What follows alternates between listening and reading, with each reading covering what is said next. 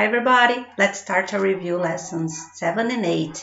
E hoje a gente vai falar mais um pouco sobre tempos no futuro. Vamos lá? Nós já estudamos um pouco sobre futuro. E hoje a gente vai falar de formas no futuro que são utilizadas em níveis um pouco mais elevados do conhecimento em inglês, né? Lá para o Upper Intermediate, no Level Advanced. Por quê? Porque elas são utilizadas em estruturas mais complexas, né? Como o nosso objetivo nesse curso intermediário é deixar você bem na porta para um nível avançado, nada mais justo do que apresentar essas estruturas verbais.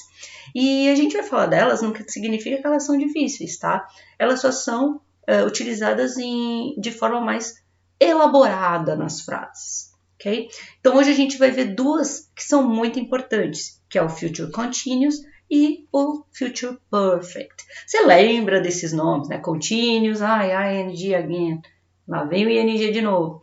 E o perfect, né? Lá vem o verbo to have. É bem por aí mesmo.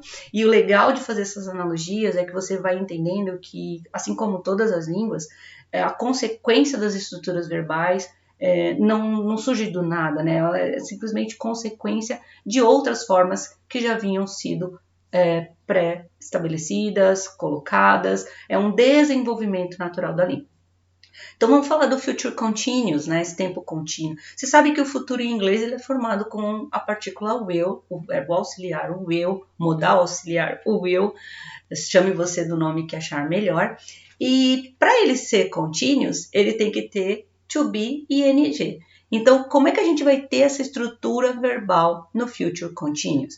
Observa aí essa coluninha em verde, que vai ficar muito mais fácil de você entender. Então, a primeira seria a forma afirmativa, onde nós temos sujeito, mais will be, mais verbo com ing.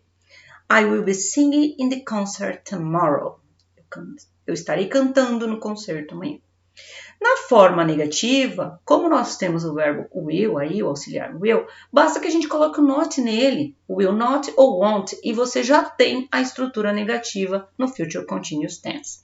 Então, é sujeito, mais will not, mais be, mais verbo, mais ing.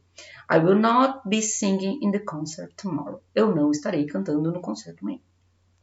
E a pergunta, nada mais simples também do que como nós fazíamos no futuro, né? No futuro simples. Will, mais sujeito, mais to be, mais verbo com ing. Will you be singing the concert tomorrow? Você estará cantando amanhã no concerto.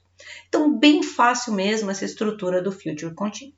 Porém, o que é importante a gente saber? Quando ele é usado, né? Porque o futuro a gente viu quando é usado, vimos a diferença entre o immediate future, que é o going to future, e o futuro com will, e agora você está associando mais um tempo futuro aí, para os seus estudos ficarem ainda mais reforçados. Então, olha só, temos aí uma lista de usos do future continuous tense. Então, primeiro, to describe interrupted action in the future. When you come tomorrow, they will be playing tennis. Então, descrever uma ação que interrompe outra no futuro. Quando você chegar amanhã, ele estará jogando tênis. Então, a ação de chegar vai interromper o jogar tênis. To express an action in progress at a specific time in the future. Para expressar uma ação em progresso, em tempo específico no futuro. At 12 o'clock tomorrow, he will be having lunch at work. Ao meio-dia de amanhã, ele estará tomando lanche na escola. Terceiro, to refer to action that are happening now and expected to continue in the future. Para se referir a uma ação que está acontecendo agora e espera-se que continue no futuro. Unfortunately, sea levels will still be rising in 20 years. Então, infelizmente, o nível dos oceanos continuará subindo em 20 anos. Então, a gente acredita que essa ação continue no futuro. Quarto, to ask a question polite about the future.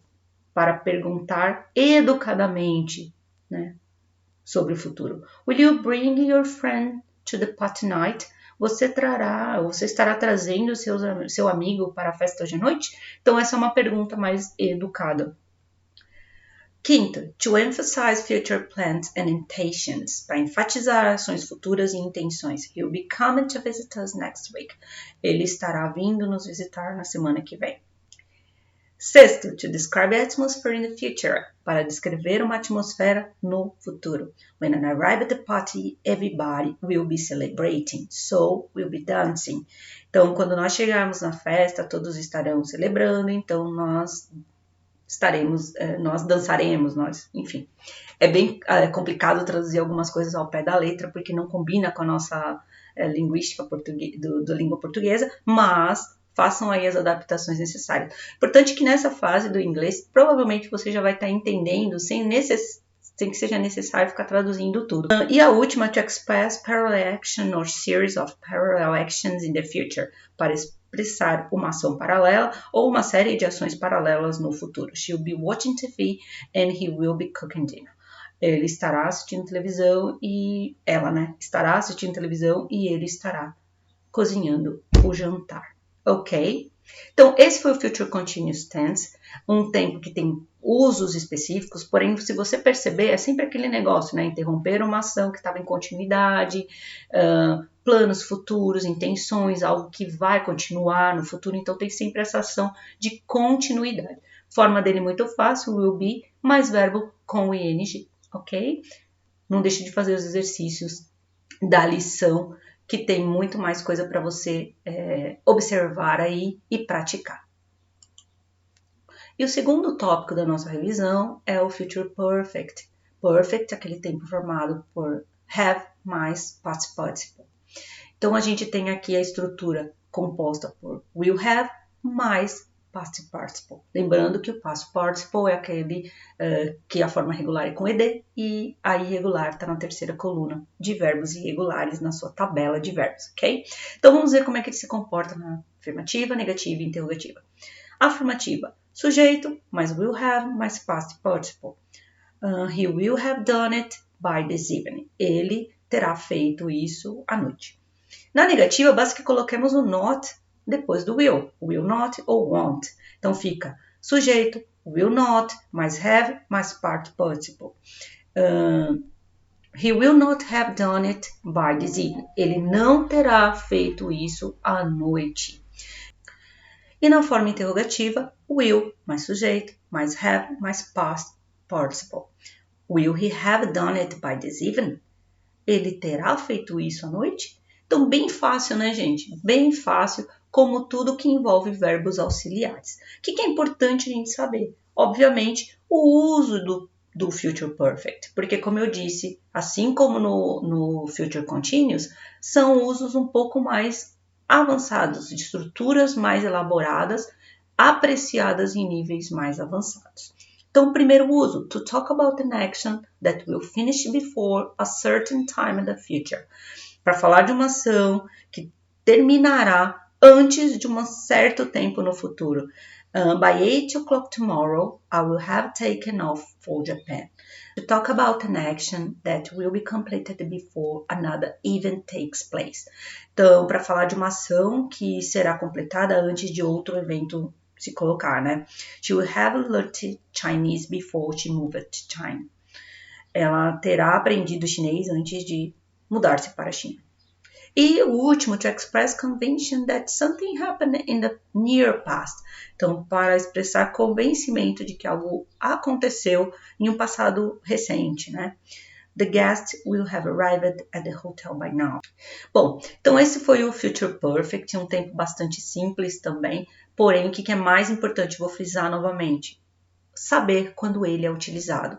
Assim como o Future Continuous, o Future Perfect é para estruturas mais complexas.